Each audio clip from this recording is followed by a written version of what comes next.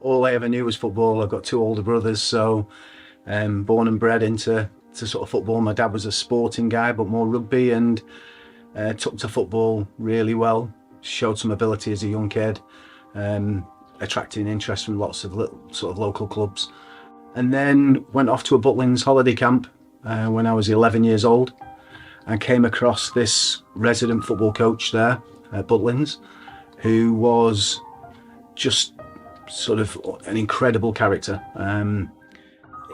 It turns out now that, you know, his name was Barry Bennell, and he's abused hundreds of boys. And I think that, you know, Butlins was a vehicle to allow him to do that, along with other avenues of professional football. But that gave him the opportunity to meet and groom youngsters and their dads and their mums.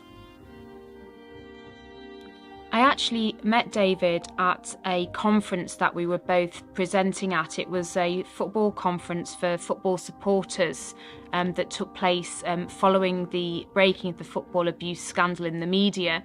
And David was very keen to go and tell others about his story and to warn others about abuse in sport. And I'd been asked to go and give a presentation on abuse in sport, and he had as well. And we gave the presentation. I listened to his story, and I was absolutely blown away by his bravery in coming forward to speak about the abuse and the impact that that had had on him, but also his very sensible ideas about how to make safeguarding in sport a better place for children in the here and now. I always say I was groomed by football. He didn't really need to do a huge amount, because I bought into the football world, and being a professional, that was my dream.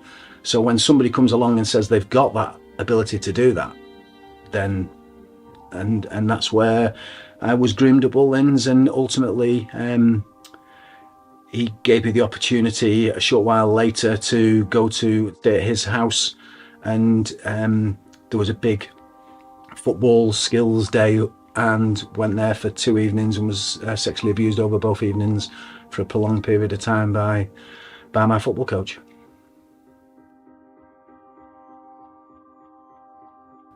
So sometime later, after we'd first met, I think it was a number of months later, maybe a bit longer, I actually got a phone call out of the blue from David. He contacted me and he asked me if I would be prepared to look at his case and look at taking on his civil claim for compensation for what had happened to him with Barry Bennell. Firstly, I felt very honoured to be contacted by David and be asked to help. But just like with any client, what I looked at was the evidence. So I got together the evidence in David's case. I looked at it as a professional, as a lawyer, and looked at whether I thought we had over 50% prospects of success, which is the civil burden of proof for civil compensation claims of this type.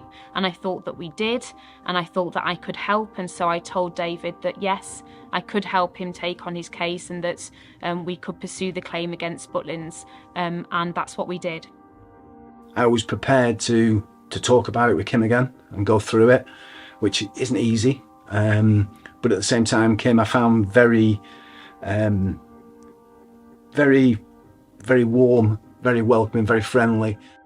I got the impression from the word go that she cared. She was tenacious. She was prepared to listen to my story. She didn't interrupt me when I was telling her, and she was prepared to give it the time that it was needed. She showed empathy, she didn't judge me, and she fought for a case when really I'd already been told there was no case for me. Another solicitor had looked at it, didn't feel there was anything there, and Kim did. And ultimately what happened was that Butlins settled my claim, and Kim won for me, and you know, I'll be forever grateful for that. Well, any win for a victim or survivor of abuse is an important case, because it provides an important signal to the organisations or institutions that employ such abusers that they won't be let off for these things happening. So it's an important marker in the sand that safeguarding in sport or in any other area where children are involved is absolutely vital. And what we hope it does is send a signal to those organisations and institutions that they have to do better, that they have to do better on safeguarding, and they have to do better on protecting children.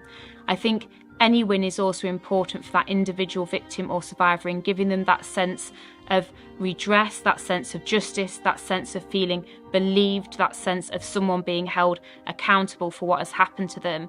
And that's what makes these cases so important to win, and so important for the clients and the wider victim and survivor community, and why I'm really proud to be an abuse lawyer at Slater and Gordon.